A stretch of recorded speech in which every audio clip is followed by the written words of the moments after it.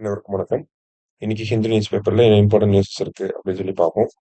First வந்து பார்த்தீங்கன்னா, இன்னைக்கு ஃபுல்லாவே வந்து எலக்ஷன்ஸ் ரிலேட்டடா தான் எல்லா செய்திகளுமே இருந்துச்சு. அதுல ஒவ்வொரு மாநிலத்துக்கும் இங்க யார் யாரெல்லாம் வின் பண்ணியிருக்காங்க அப்படிங்கிறத குடுத்துருக்காங்க. ஸோ முதல்ல தமிழ்நாடுன்னு எடுத்துக்கிட்டோம்னா, தமிழ்நாடு கடைசியா வரும். அதுக்கு முன்னாடி கேரளா. கேரளாவ பொறுத்தவரைக்கும் 140 இடங்கள் வந்து இருக்கு. அதுல காங்கிரஸ் கூட்டணி வந்து பார்த்தீங்கன்னா, 102 இடங்கள்ல வந்து வின் பண்ணியிருக்கிறாங்க. வெஸ்ட் பெங்கால பொறுத்தவரைக்கும் 294 சீட் இருக்கு. ஆனா ஒரு இடத்துல வந்து பார்த்தீங்கன்னா, எலக்ஷன் வந்து வச்சிருக்காங்க. அதனால 293 சீட் வந்து குடுத்துருக்காங்க. அதுல பிஜேபி வந்து பார்த்தீங்கன்னா, 206 சீட் வந்து வின் பண்ணியிருக்காங்க. சரியா?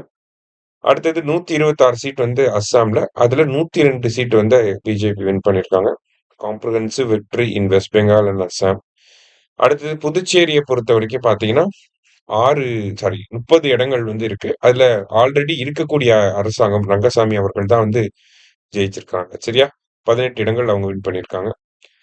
தமிழ்நாட பொறுத்தவரைக்கும் பார்த்தீங்கன்னா, தமிழ்நாட்டுல டிவிகே வந்து 107 இடங்கள வந்து வின் பண்ணியிருக்கிறதாக இங்கே குடுத்திருக்காங்க.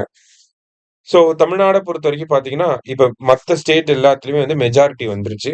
தமிழ்நாட்டுல மெஜாரிட்டி அப்படிங்கிறது வரல. மெஜாரிட்டி வரணும் அப்படின்னு சொல்லி பார்த்தீங்கன்னா, 118 இடங்கள வந்து வின் பண்ணியிருக்கணும். அப்பதான் வந்து மெஜாரிட்டி அப்படிங்கிறது வரும்.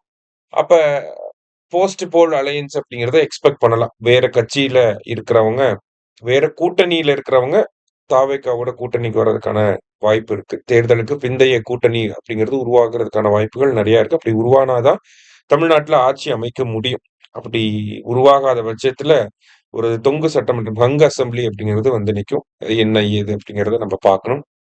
சோ பொதுவா ஒரு ஹங் அசெம்பிளி சிச்சுவேஷன் இருந்துச்சுன்னா, கவர்னர் வந்து அவரோட கான்ஸ்டிடியூஷனல் டிஸ்கிரிஷன வந்து பயன்படுத்துவாரு. சரியா? கான்ஸ்டிடியூஷனல் டிஸ்கிரிஷன் வந்து பயன்படுத்துவாங்க. கான்ஸ்டிடியூஷனல் டிஸ்கிரிஷன் அப்படின்னு சொல்லி பார்க்கிறப்ப, என்ன சொல்லுவாங்க அப்படின்னா, யார் வந்து மேஜர் பார்ட்டியா இருக்காங்களோ, மெஜாரிட்டி பார்ட்டியா யார் இருக்காங்களோ, அவங்கள கூப்பிட்டு ஆட்சி அமைக்க சொல்லுவாங்க. ஒரு குறிப்பிட்ட கால அவகாசம் 7 நாள்ல இருந்து 14 நாட்கள் வரைக்கும் ஒரு கால அவகாசம் குடுத்து, அந்த கால அவகாசத்துக்குள்ள அவங்களுடைய பெரும்பான்மைய நிரூபிக்க சொல்லுவாங்க. மெஜாரிட்டிய ப்ரூவ் பண்ண சொல்லுவாங்க. சரியா? இதான் பொதுவா நடக்கும். தமிழ்நாட்டுல இந்த மெஜாரிட்டிய ப்ரூவ் பண்ணிருவாங்க. அதுல எந்த மாற்று கருத்தும் கிடையாது. இன்கேஸ் ப்ரூவ் பண்ண முடியல, இன்கேஸ் ஓகேவா? ப்ரூவ் பண்ண முடியல அப்படின்னா, அது அடுத்தது பிரசிடென்ட் ரூலுக்கு போகும். பிரசிடென்ட் ரூல்ல இருந்து பார்த்தீங்கன்னா, நமக்கு மறுபடியும் எலக்ஷன் வைக்கிறதுக்கும் வாய்ப்பு இருக்கு. ஆனா அவ்வளவு தூரம் தமிழ்நாட்டுல போறதுக்கு சான்சஸ் கிடையாது. போஸ்ட் போல் அலையன்ஸ் ஃபார்ம் ஆயி ஆட்சி அமைச்சிருவாங்க அப்படிங்கிறது தான் வந்து எதிர்பார்க்கக்கூடிய ஒரு விஷயமாக இருக்கு. சரியா? அடுத்தது தமிழ்நாடு சட்டமன்றத்த பொறுத்தவரைக்கும் பார்த்தீங்கன்னா, அ இந்த டைம் எவ்வளவு பெண்கள் வந்து வின் பண்ணியிருக்காங்கன்னா, 17வது அசெம்பிளி வந்து ஃபார்ம் பண்ண போறாங்க. அந்த 17வது அசெம்பிளில 23 பெண்கள் வந்து இருக்க போறாங்க. பெண் வேட்பாளர்கள்ல வெற்றி பெற்றவங்க 23 பேர் வந்து இருக்காங்க. சரியா?